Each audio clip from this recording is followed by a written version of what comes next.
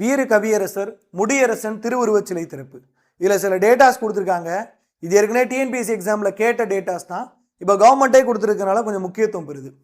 மன்மு தமிழ்நாடு முதலமைச்சர் ஸ்டாலின் அவர்கள் ஜனவரி 30, 2026 அன்னைக்கு சிவகங்கை மாவட்டம் காரைக்குடி கழனிவாசலில் 50 லட்சத்தில் நிறுவப்பட்டுள்ள வீர கவியரசர் முடியரசன் அவர்களோட திருவுருவச் சிலையை திறந்து வச்சு திருவுருவப் படத்திற்கு மாலை அணிவித்து மரியாதை செலுத்தியிருக்காங்க. இவரை பற்றி கவர்மெண்ட் கொடுத்த டேட்டா பார்ப்போம். தமிழ்நாட்டின் மூத்த தலைமுறை கவிஞர்கள் ஒருவரான முடியரசன் அவர்கள் தேனி மாவட்டம் பெரியகுளத்தில் பிறந்தாங்க. இது டிஎன்பிஎஸ்சி கொஸ்டின். துரைராசி என்ற தனது பெயரை முடியரசன் அப்படின்னு மாற்றிக்கிட்டார். பாவேந்தர் பாரதிதாசனோடு நெருங்கி பழகி அவருடைய முற்போக்கு எண்ணங்களை ஏற்று பாடியவர்.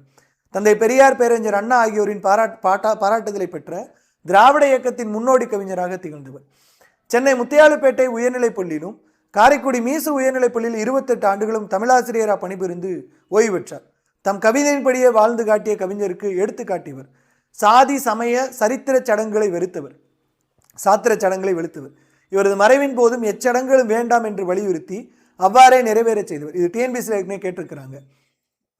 அடுத்து, பேரறிஞர் அண்ணா அவர்களால் தமிழ்நாட்டின் வானம்பாடி என்றும், குன்றக்குடி அடிகளார் கவியரசு என்றும், பாவேந்தர் பாரதிதாசனால் எனக்கு பின் கவிஞர் என்றும், முத்தமிழறிஞர் கலைஞர் அவர்களால் திராவிட இயக்கத்தின் முன்னோடி கவிஞர் என்றும் பாராட்டப்பட்டவர். கவிஞர்களிடையே முடிசூடா மன்னராகவும் தமிழ் தென்றல் திருவிக, பேராசிரியர் மயிலை சிவமுத்து, கவிஞர் வாணிதாசன் ஆகிய புலமைச் சான்றோருடன் நட்பு பாராட்டிய கவிஞர் முடியரசனார். 26 நூலை எழுதியிருக்கிறாராம். இதில் முடியரசன் கவிதைகள் வீரகாவியம், பூங்கொடி என்னும் காவியம் உள்ளிட்டவை தமிழ்நாடு அரசோட பரிசை பெற்றுள்ளது அப்படின்னு சொல்லியிருக்காங்க.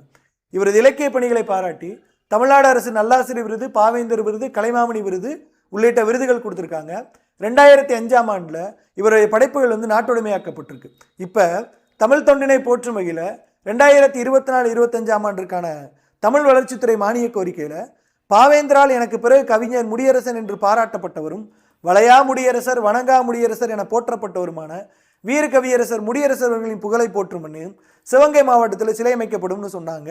அந்த கோரிக்கையில் சொன்ன மாதிரி சிவகங்கை மாவட்டம் காரைக்குடி கழனிவாசலில் 50 லட்சம் ரூபாய் செலவில் நிறுவப்பட்டுள்ள வீர கவியரசர் முடியரசன் சிலையை மாண்பு தமிழ்நாடு முதலமைச்சர் அவர்கள் ஜனவரி 30, 2026 அன்னைக்கு திறந்து வச்சிருக்காங்க. காலாக் அகாடமியோட article 280 batch polity, economy, aptitude, geography வரும். டீட்டெயில் வேணும்னா இந்த வாட்ஸ்அப் நம்பருக்கு அனுப்புங்க, மெசேஜ் அனுப்புங்க.